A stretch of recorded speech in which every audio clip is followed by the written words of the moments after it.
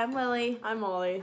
And we're from Mr. Holloway's second period AP Psych class. And this is our experiment we're going to be talking about.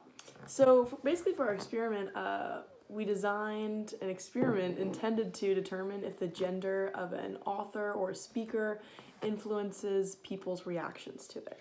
Yeah, so basically what we did was we kind of searched online for powerful speeches where the gender was sort of unclear. So we didn't do anything that was like a presidential speech because, like, you know, it's kind of obvious, or anything that was like really about like sexism, because we didn't want to seem like too obviously from a woman.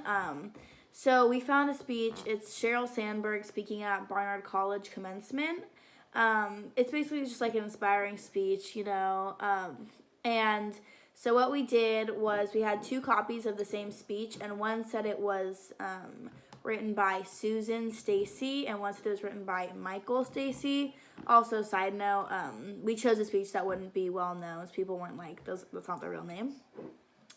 And so basically what we did was we handed out the speeches to volunteers in our class and like people in our other classes, and we had them pick 5 words from a list of words that they thought described the feeling of the speech. So We picked words that like were kind of like stereotypical from like female and male. So like for the female words, specifically for like female, like powerful women, and like sort of how like words that undermine them. So if the female words were angry, whiny, bossy, feisty, abrasive, and sweet. And the male words were passionate, powerful, hopeful, commanding, moving, and inspiring.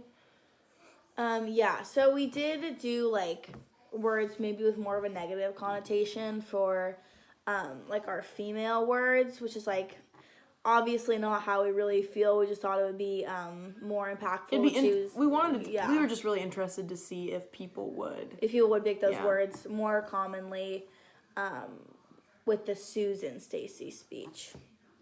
So basically, we had sort of a half and half split of the Susan speeches and the Michael speeches that we handed out to people. Want to get into the results? Yeah, so we were actually we had predicted that that the Susan speech, the people who were given the Susan speech would pick more of the female words, the negative words, but we were actually pretty pleasantly surprised. And like out of most of the Susan ones, there were only a few cases where the words like feisty and bossy were used. Yeah, whiny was never used. Yeah, no. Abrasive was never used. Every single one of them actually had passionate, which I thought was actually really interesting. And for like the people who got the Michael speech, there were a couple of them that said feisty as well, but I don't think... Yeah, there are definitely fewer than there were for the Susan one.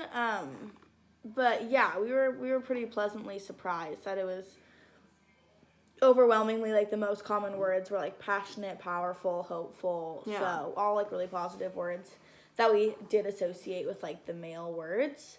And also, what was I going to say? Oh yeah, so we think like this could be largely attributed to just sort of our liberal community and sort of how we're more open-minded, and especially the people like in our psych class and in our humanities class where we also ran the experiment. Those people are, since they're like older and just like more liberal leaning in general, I think that like probably influenced the results a lot. I think also it was pretty obvious like what our experiment was. So I think like I talked to a couple people who had taken it, and they're like, yeah, I knew. They were like, I wasn't going to like circle like the bad like female words, but they're like, but I knew that like that's what you guys were. Yeah. So that's like one thing we could have improved on, I think. And also we could have improved on just making it more clear who the speaker was, because I had a couple people telling me like, oh, I didn't even notice the author's name. It was pretty small up at the top. Yeah, it was like it wasn't too noticeable, which, you know, I thought would kind of be good to not make it too obvious, but I think that worked for and against us. So I don't know, I think overall we were pretty happy. There's only one person that said bossy for Susan. We did have a couple angries, whereas we didn't for Michael. But yeah, overwhelmingly, there's a pretty positive response to both of the speeches. So I think we determined that maybe the gender of the speaker doesn't really influence people's perceptions of the speech, at least not in our community. Yeah. Yeah, thank you. Thanks.